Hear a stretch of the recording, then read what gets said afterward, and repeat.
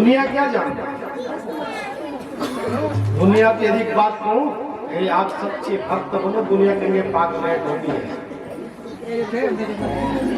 शांति।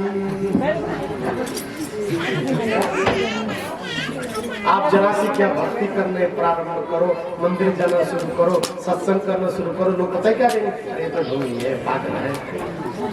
ये क्या जानती है? प्रीति क्या होती है, प्रेम क्या होता है? नहीं। जो लोग वासना में घिरे हुए हो, जो लोग अहंकार में डूबे हुए हो, जो केवल दौलत कमाने में जो लोग लगे हैं, उनको क्या मालूम कि प्रीति क्या होती है, भक्ति क्या होती है, सत्संग क्या होता है? नहीं। जो प्रेमी होता है वही जानता है कि प्रेम किसे कहते हैं। अनुराग जिसके हृदय में उत्पन्न हो जाए, जिसके हृदय में भक्ति की एक बीज उत्पन्न हो जाए, अंकुरित हो जाए। एक बात कहूं माता, जो हृदय है ना, सबसे बड़ा खेत है। इससे बड़ा संसार में कोई खेत नहीं है। हृदय रूपी खेत में जैसा तुम बीज डालोगे, प्रेम का डालो, समर्पण का डालो, क्रोध का डालो, कपट का डालो, छल का डालो और प्रेम का डालो, जो डालोगे वही अंकुरित होकर फलीभूत हो जाएगा। इसलिए हृदय से बड़ा कोई खेत नहीं है। इस हृदय रूपी खेत में जो जैसा बीज डालोगे वैसे ही आपको प्राप्त हो जाएगा।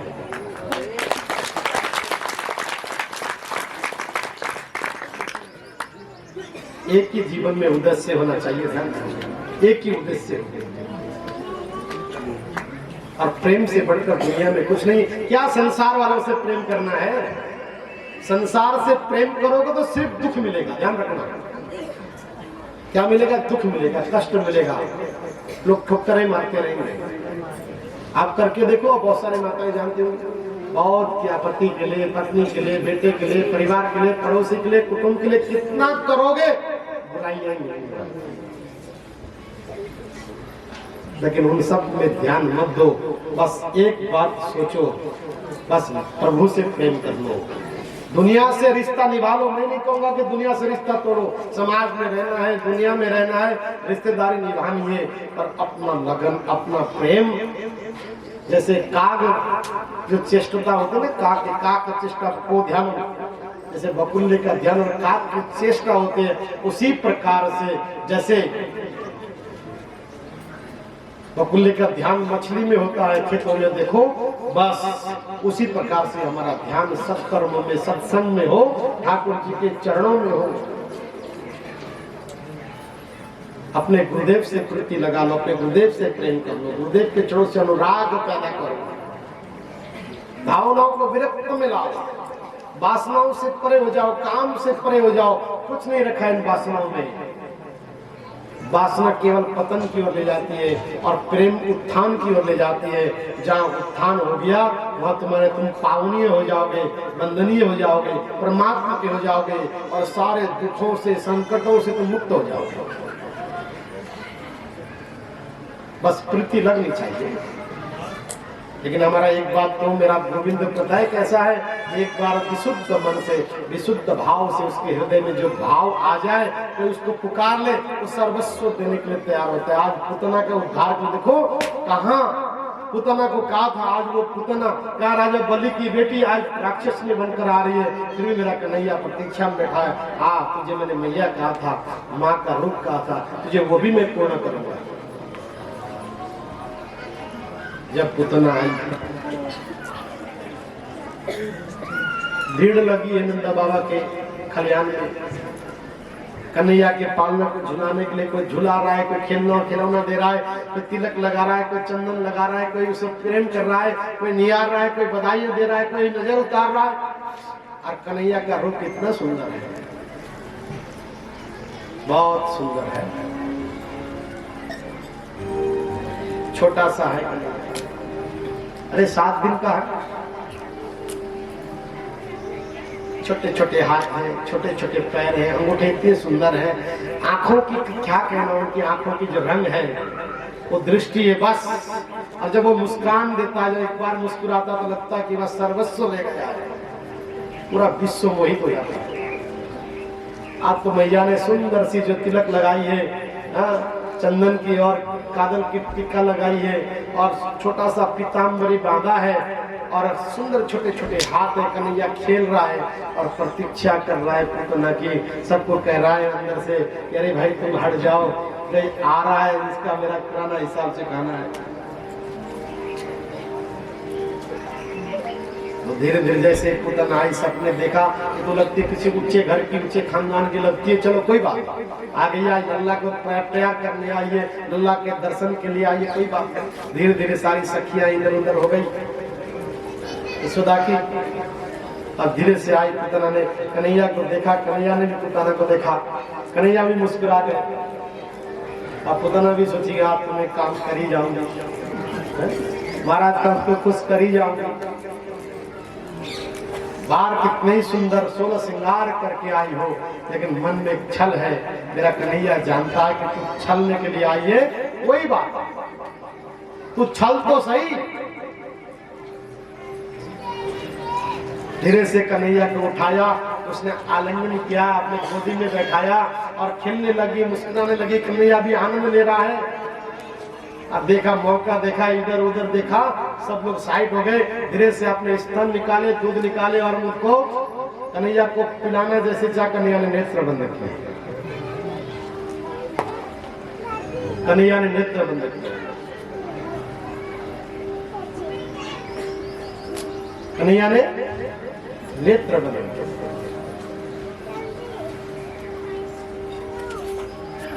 शंभु जय श्री कृष्ण, जय श्री कृष्ण, जय श्री कृष्ण, जय श्री कृष्ण। हरि बोल, हरि बोल, हरि हरि बोल, हरि बोल। इतना सुंदर छवि है। थोड़ी देर के लिए तो पुतना भी खो गई, भूल गए कि मैं राक्षसी हूँ, भूल गए कि मैं बद की भावना से आई हूँ। कन्हैया की भावना को देखकर, कन्हैया को देखकर जैसे वो भूल गई थोड़ी देर, अचानक याद आया, अरे मुझे कंस ने भेजा है। मन में ये है, अगर मेरा काम अधूरा रह गया तो दुष्ट कंस मेरी भी वध कर देगा। पुतना के मन में ये भी है, ये भी ये ब्रह्म है।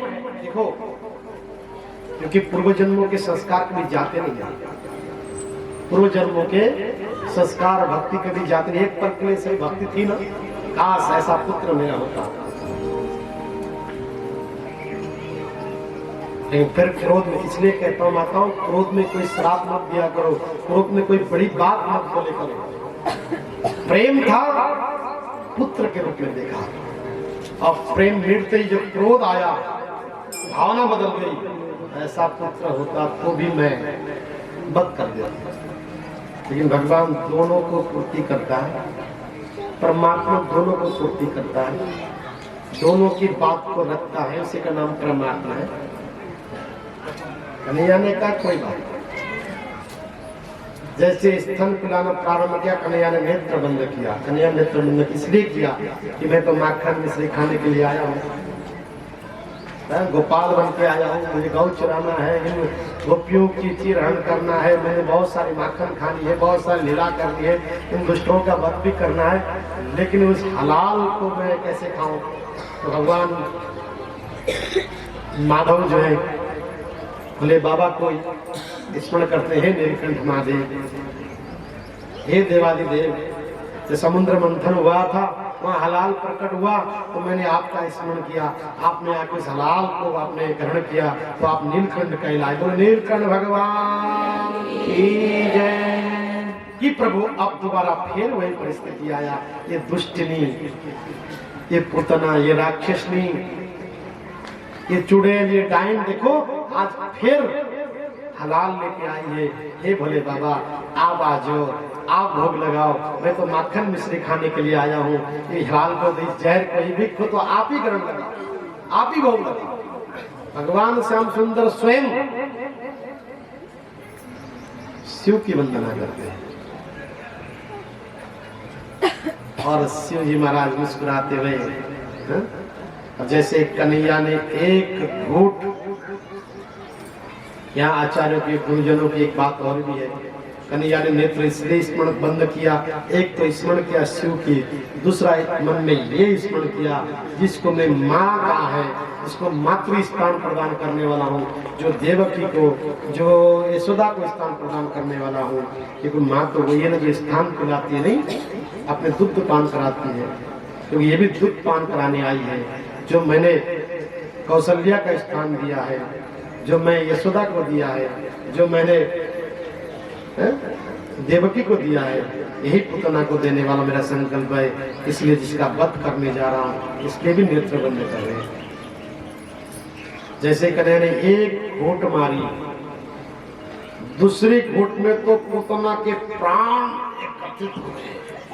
इकट्ठा हो गए, और तीसरी बार जैसे कन्हैया ने दूध अपने ओठों के द्वारा खींचा तो पुतना की जो रूप थी विकराल रूप हो गया, विकराल। और जैसे कन्हैया ने दूध खींचा और देखते देखते जो सुंदरी का रूप बना के आई थी, बहुत सुंदरी थी, और देखते देखते इतना विकराल रूप, 100 कोस का रूप, जितना बड़ा हमारा रायसरी गांव है, इतनी बड़ी लंबी चौड़ी शरीर चारों तरफ से फैल गई और खेतों में पड़ गई, और जैसे द्राम से नीचे गिरी तो बहुत बड़ा आवाज आया चारों ओर, और नंद बाबा का, ग्वालों का, गोपियों का इधर उधर दृष्टि गया। सबने देखा कि किस चीज की आवाज आई, और खलिहान में देखा, आंगन में देखा जो झूलना में कन्हैया नहीं है। बस इतना ही किया, मैया ने सुना कि कन्हैया झूलने में नहीं है तो मैया तो बेहोश हो गई, और सब ग्वाले लोग इधर को देखने लगे। तो जैसे घर के पिछवाड़े से बाहर चले गए, देखा बहुत बड़ा खेत में एक राक्षसनी पड़ी हुई है और कन्हैया उसके ऊपर खेल रहा है, कन्हैया खेल रहा है, राक्षसनी पड़ी हुई है। दौड़ते दौड़ते गए, बाबा बाबा बाबा देखो एक राक्षसनी पड़ी हुई है, और उसके गोद में कन्हैया खेल रहा है। फटाफट नंद बाबा अपने सखाओं के साथ गए, कन्हैया को उठाया, और माँ को होश आया कि कन्हैया मिल गया है। मैया ने कन्हैया को गोदी में लिया और देखा कि जो देखा पुतना नाम की राक्षसनी, सबने पहचान लिया तो पुतना है। और जैसे कन्हैया को हटाया, देखते देखते जल कर राख हो गई, और उसके हृदय की जो आत्मा है, जिसे हम आत्मा कहते हैं, आत्मा ज्योत के स्वरूप में, देखो ये शरीर किसी काम का नहीं है, ध्यान से सुनना। एक आपको वेदांत की बात सुनाता हूँ। ये जो शरीर है ये स्मृति कहती है, स्मृति कहती है, हमको श्रुतियां कहती हैं कि देखो ये शरीर किसी काम का नहीं है, ये वासनाओं का घर है, व्याधियों का घर है। जो आत्मा है जिसे हम परमात्मा कहते हैं, जिसको जीवात्मा कहते हैं, जो देखो 3 प्रकार की आत्मा है, आत्मा, सूक्ष्म आत्मा और कारक आत्मा। जो हमारी जो सूक्ष्म आत्मा है वो दीपक के समान, ज्योत के समान हवा के द्वारा यूं निकलती है, और वही लोग देख सकते हैं जो ज्ञानी लोग होते हैं, जो ध्यानी लोग होते हैं। एक तो स्थूल शरीर है, आप एक संतरे को ले लो, एक संतरे को ले लो, और संतरे को उतार कर ले लो, उसके छिलके उतार लो, बाहर के सारी छिलके उतर गई, स्थूल शरीर। उसके अंदर एक गुदा है जिसे आत्मा कहते हैं, उस गुदा के अंदर फिर बाहर जाली लगी हुई है, उतारेंगे जाला उतरेगा, फिर गुदा उतरेगा, फिर उसके अंदर बीज होता है, नहीं, जिसे हम जीवात्मा कहते हैं। वो जीव अमर है, अजर है, वो कभी मरता नहीं है। न उसको कोई आग जला सकती है, न वायु उड़ा सकता है, न कोई शस्त्र उसको काट सकता है,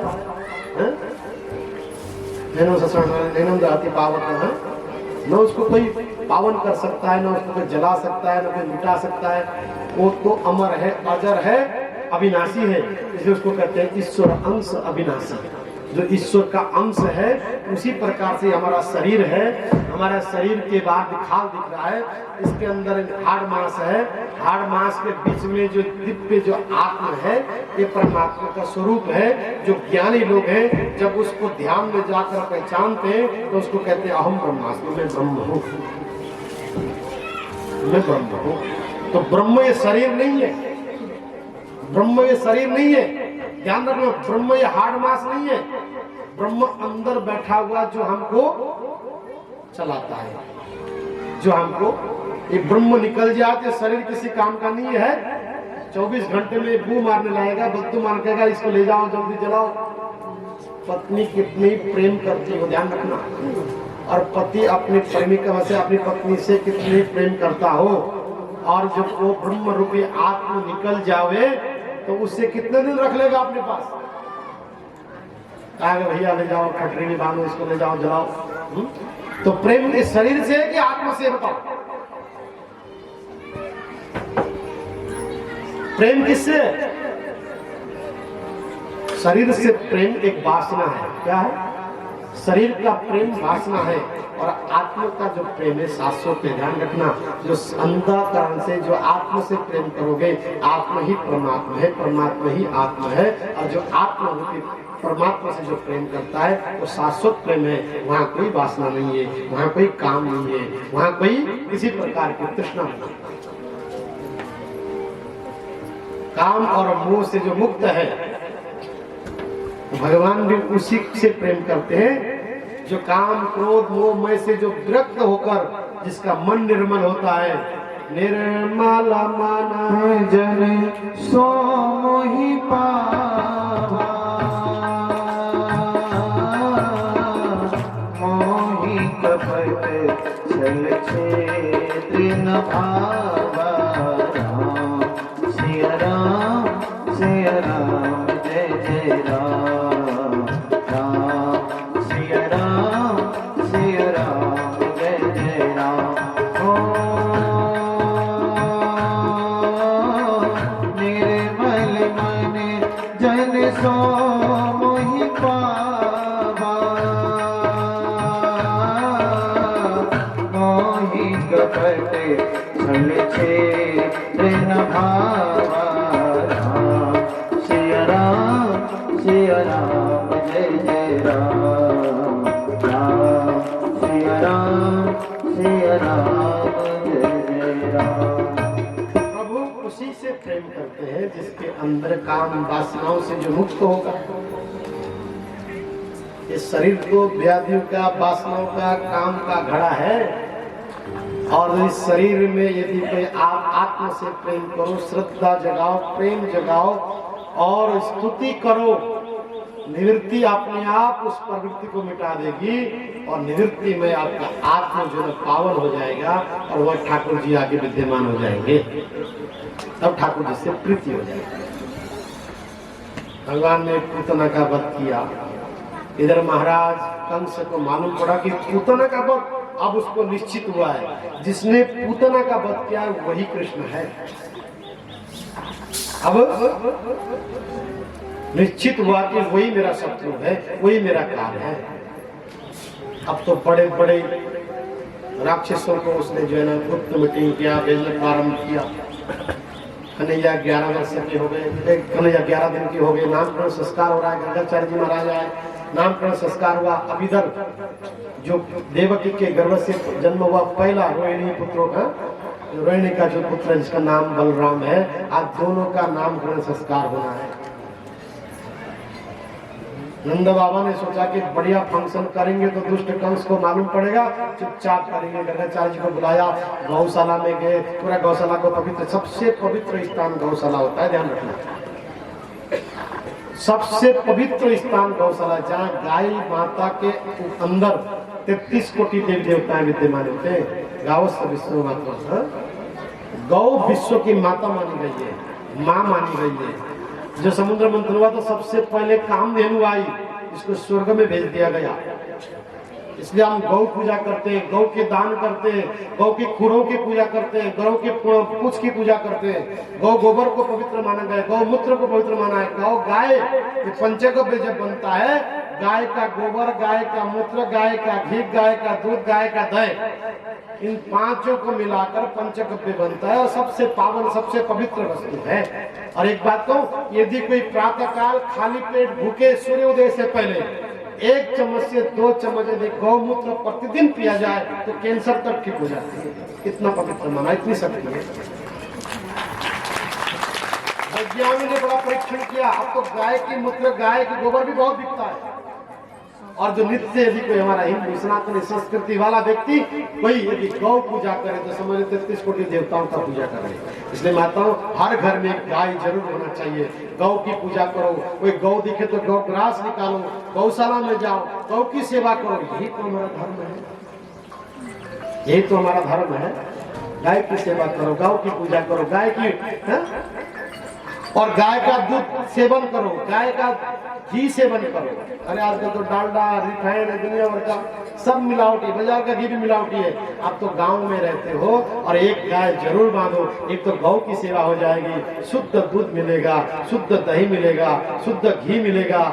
और कोशिश करो रोज हम 1 चम्मच गौमूत्र पिए, उससे तो हमारा मन पवित्र हो जाएगा, शारीरिक ठीक हो जाएगा, व्याधियां दूर। देखो, गौमूत्र से blood pressure, diabetes, uric acid और आपकी ये थायराइड, ये सब मिट जाएंगे गौमूत्र से, गौ के मूत्र के सेवन से। इतनी उसके अंदर तत्व माना गया है, इतनी उनके अंदर पदार्थों में उनको जो तत्व माना गया है, ये तो हमारे शास्त्रों में तो लिखा है, वैज्ञानिकों ने भी इसको सिद्ध किया है। उसे गौमूत्र का सेवन बहुत बड़ी बात है, बहुत बड़ी बात है। अब भगवान के नामकरण संस्कार होना है। गौशाला में गौ को पवित्र किया, गौ गोबर से लेपन किया और गर्गाचार्य जी महाराज को बुलाया और दोनों देखो, रोहिणी के गोद में और यशोदा के गोद में दोनों बालक हैं। दोनों बालकों का नामकरण शुरू हो गया। पहले बलराम है, इसलिए गुरुदेव ने नक्षत्र से पंचांग खोला, नक्षत्र देखा, योग देखा, करण देखा, ताकि रोहिणी के गर्भ से आया, रोहिणी के गोद में, इसलिए इसका नाम ये बड़ा प्राक्रमिक होगा, सुंदर है और बलवान होगा, इसलिए इसका नाम बलराम होगा। उनका नामकरण बलराम हुआ, बलदाऊ कहलाएगा। अब कन्हैया का नामकरण होना है। कन्हैया बड़ा सुंदर है, नटखट है, छोटा सा है और बहुत प्यारा है, हल्का हल्का आसमानी कलर कृष्ण है, काला है, कृष्ण पक्ष में पैदा हुआ है। हाँ, इसलिए यशोदा के गोद में बैठा है तो नक्षत्र जैसे निकाला, देखा तो बड़ा पराक्रमी होगा, शत्रु में विजय प्राप्त करेगा और ये साक्षात श्याम सुंदर है, इसलिए इसका नाम कृष्ण होगा। गर्गाचार्य जी ने कृष्ण नामकरण संस्कार दोनों बालकों को नामकरण किया। भगवान का बड़ा धूमधाम से नामकरण संस्कार हुआ। धीरे धीरे भगवान थोड़ा बड़े हो गए, अब तो साल भर के हो गए, 2 साल के हो गए, 3 साल के हो गए, बड़े बड़े उन्होंने लीलाएं की। मक्खन एक अपनी पूरी टीम बनाया, टीम के साथ जो ना श्रीदामा, शिवामा, दामोदर, हाँ, गोविंद, गोपाल, एक से एक नाम गांव के बच्चों को एकत्रित किया और हर जो गोपी उनको गिजाती, खिजाती, परेशान करती, उस गोपी के यहाँ जाते और एक माखन चोरी करते। और एक दिन की बात बताऊं क्या किया, जो सबसे लाडली, सबसे प्रिय गोपी थी, रोज कन्हैया को छेड़ती, कन्हैया एक आना छेड़ती थी ना, तो आज भगवान ने अपने मित्रों से कहा, आज इस गोपी के यहाँ डाका डालना है। बताओ, नंद बाबा के घर में 1.25 लाख गाय है, कितने हैं? कितना माखन होगा, कितना दूध होगा? क्या उसका छोरा, उसका बेटा बाहर चोरी करेगा? लेकिन कन्हैया ने कहा कि देखो, हमारे नंदगांव से जो हमारा यहाँ ब्रिज से जो हमारा मक्खन की जो दुष्ट कंस के यहाँ जाता है, इसको बंद कराना है। भगवान ने मन में ठान लिया और सारे गोपियों के घर में भगवान घुसने लगे, मटके तोड़ने लगे, दही खाने लगे, मक्खन खाने लगे। और जब मक्खन खा जाएंगे भगवान तो कहाँ ले जाएगा, तो सारी मंडली तैयारी की। और एक दिन जो सबसे प्रिय गोपी थी, जो भगवान से सबसे ज्यादा प्रेम करती थी, आज भगवान ने सोचा कि आज अमुक नाम की गोपी किया जाना है।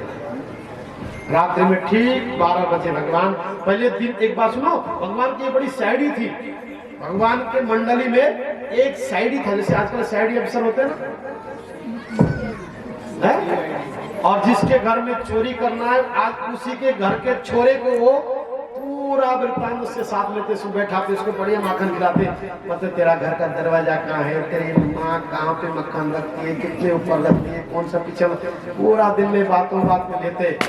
और ठीक रात को आज जिस गोपी के यहाँ डाका डालना है, उसी गोपी के छोरे को सबसे पहले उसने बड़ा प्यार किया, सारी वृत्तांत ली और कहा कि चिंता न करो, अपने सारे ग्वालों को कहा, मित्रों को कहा, सखाओं को कहा कि तुमको इतना माखन खिलाओगे तुमको मोटे तगड़े करा दूंगा। और कन्हैया ने आज सबसे प्रिय गोपी के पास रात को ठीक 12 बजे पीछे वाले दरवाजे में एक के ऊपर एक घोड़ी बनाई, कन्हैया उसके ऊपर चढ़े, धीरे से अंदर गए, लाइट बंद था, दोनों गोपी और ग्वाला दोनों सोए हुए थे। और भगवान ने सबसे पहले जाकर क्या मालूम है, वो गोपी की चोटी और ग्वाले के दाढ़ी के गांठ लगा दी और सब एक एक करके सखाओं को अंदर बुलाया, एक के ऊपर एक करके, जैसे मटके को निकाला, वहां से खूब मित्रों को मक्खन खिलाया, अपने आप भी खाया, और जो मटका था धाक से गिरा दी, अपने सखाओं को बाहर निकाला। रात्रि के 1 बज रहे और जैसे गोपी आवाज सुन के खड़ी हो गई तो वो जो दाढ़ी खींची जा रही थी, अरे रुक रुक रुक रुक, क्या करती है? गोला कहता है, अरे भाग्यवान क्या करती है, मेरी दाढ़ी क्यों खींच रही है? अरे वो कहते तुम मेरा चोटी क्यों खींच रहे हो? अंधेरा है, दिखता नहीं है। किसी तरह से बेचारी उठी, लाइट दबाया, देखा तो पूरा वहां पे कृष्णाखंड बिखरा हुआ है और जो दाढ़ी में और जो है चोटी में गांठ लगा दी और बेचारे बड़े मुश्किल से गांठ खोली, तब तक कन्हैया निकल गया। वो समझ गए कि ये कन्हैया की जो लीला है। ऐसे करके बहुत सारे कन्हैया ने जो लीला की। और भगवान 5 वर्ष के हो रहे, कितने वर्ष के हो रहे? 5 वर्ष के कन्हैया ने। और रोज देखते थे, देखो बात कहूं कि कन्हैया रोज हमारी वहां गोपियां जो थी, गोपियां कौन है मालूम है?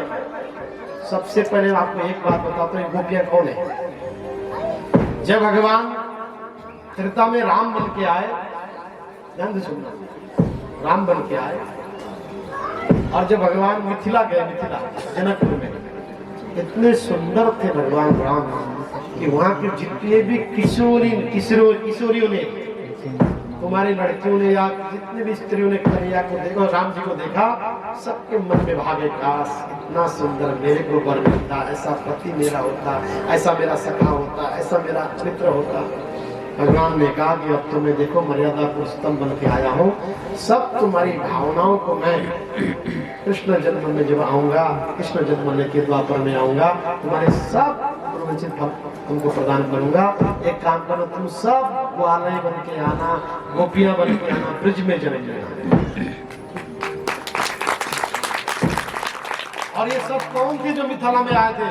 सब वेदों के ऋचाएं, ध्यान रखना, जितने भी वेदों के ऋचाएं हैं ना, मंत्र हैं, वो मंत्र रूपी देवताएं, सारी 33 कोटि देवताएं हैं जो वहाँ मिथिला में वो बन के आए, सके सखी संबंधी बन के आए थे, जो आज ब्रज में जो सब ग्वाले बन के आए, गोपियां बन के आए। तो भगवान ने सोचा ये गोपियां सुबह सुबह ब्रह्म मुहूर्त में यमुना जी में जाती है। कहाँ जाती है? यमुना स्नान कर। देखो एक नियम है, सारी गांव की गोपियां मिलके सुबह ठीक 4 बजे ब्रह्म मुहूर्त में सारी गोपियां यमुना जी में जाती है और सारे वस्त्र उतार के स्नान करती हैं। तो कन्हैया को इस बात की चिंता थी कि सारी गोपियां यमुना जी में जाती हैं और विवस्त्र होकर स्नान करती है, क्योंकि यमुना जी तो साक्षात मैया है, जल में वरुण देव है। और इनको देखो अविद्या क्या है, अविद्या रूपी वस्त्र है। लोग कहते हैं ना चीरहरण की बता रहा हूं आपको, अविद्या रूपी वस्त्र को और जीव रूपी गोपियां। जीव क्यों है? जीवात्मा, वो सब जीवात्मा है, आत्मा है सब। उन जीवात्मा की अविद्या रूपी ज्ञान अज्ञानता को नष्ट करने के लिए प्रब्रह्म परमात्मा हुआ प्रातःकाल ब्रह्म मुहूर्त में जाकर हमको देखो उनकी चीरहरण कर रहा है, उनके वस्त्र को उठा रहा है। 5 वर्ष के बच्चे में क्या उसकी वासना होगी, क्या भावना होगा, क्या कामना होगी जो चीरहरण करे। हमारे घर में छोटा सा 5 साल के बच्चे को जानकारी है, मालूम है कुछ संसार के बारे में मालूम है? नहीं। तो भगवान वो 5 वर्ष के बालक को क्या मालूम होगा? भगवान